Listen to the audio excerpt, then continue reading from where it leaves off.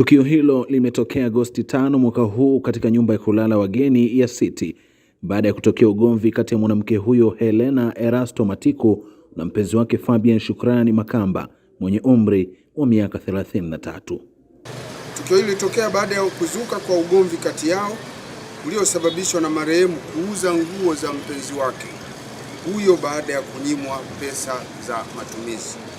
Kwa mujibu wa jeshi la polisi mkoa wa Mwanza, ugomvi huo ulisababishwa na madai ya marehemu kuuza nguo za mpenzi wake baada ya kunyimwa fedha za matumizi, hadi ilisababisha kushambuliwa kwa kupigwa ngumi na mateke sehemu mbalimbali za mwili wake. Kwa mujibu wa jeshi la polisi mkoa wa Mwanza, baada ya kushambuliwa, Helena hakutoa taarifa polisi wala kwenda kupata matibabu hadi Agosti 10 mwaka huu, hali yake ilipozidi kuwa mbaya na kupelekwa katika hospitali ya rufaa ya mkoa wa Mwanza Sekoture kwa ajili ya matibabu.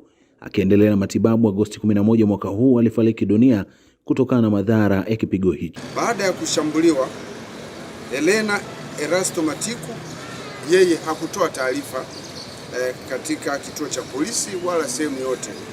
Aliamua kukaa kimya huku akiendelea kupata matibabu katika kituo cha afya, na hatimaye afya yake ikawa inabadilika kila siku, na ilipofika siku ya tarehe 10 mwezi wa 10 mwaka huu, alikwenda baada ya maumivu kuzidi, aliamua kwenda katika hospitali ya Sekoture kwa ajili ya kupata matibabu zaidi.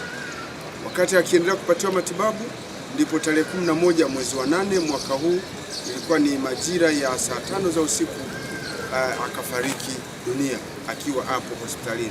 Katika hatua nyingine, polisi imesema mtuhumiwa Fabian Shukrani Makamba alikutwa amefariki dunia baada ya kujinyonga, ikiwa ni tukio lililotokea baada ya kugundua kuwa mpenzi wake amefariki dunia kutokana na kipigo.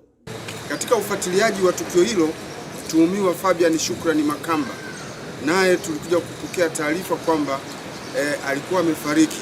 Ilikuwa ni siku ya tarehe 11 mwezi wa 8 mwaka huu majira ya saa 2:30 za asubuhi, ambapo alikutwa amejinyonga hadi kufa kwa kutumia kamba, na alifanya hivyo kwa kukwepa mkono wa sheria baada ya kugundua kuwa mpenzi wake amefariki dunia kutokana na kipigo alichompa siku hiyo ya tukio.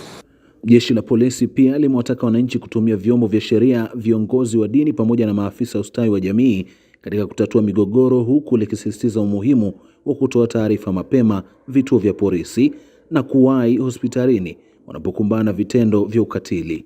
Jeshi la polisi linawasihi wananchi kutoa taarifa mapema katika vituo vya polisi endapo watapata taarifa za mtu ambaye amepitia katika tukio la kushambuliwa na mwenza wake, ili jeshi la polisi na vyombo vingine viweze kuchukua hatua. Kwa kufanya hivyo, tutakuwa tumesaidia kuyatolea taarifa na kuyadhibiti matukio haya ya ukatili wa kijinsia.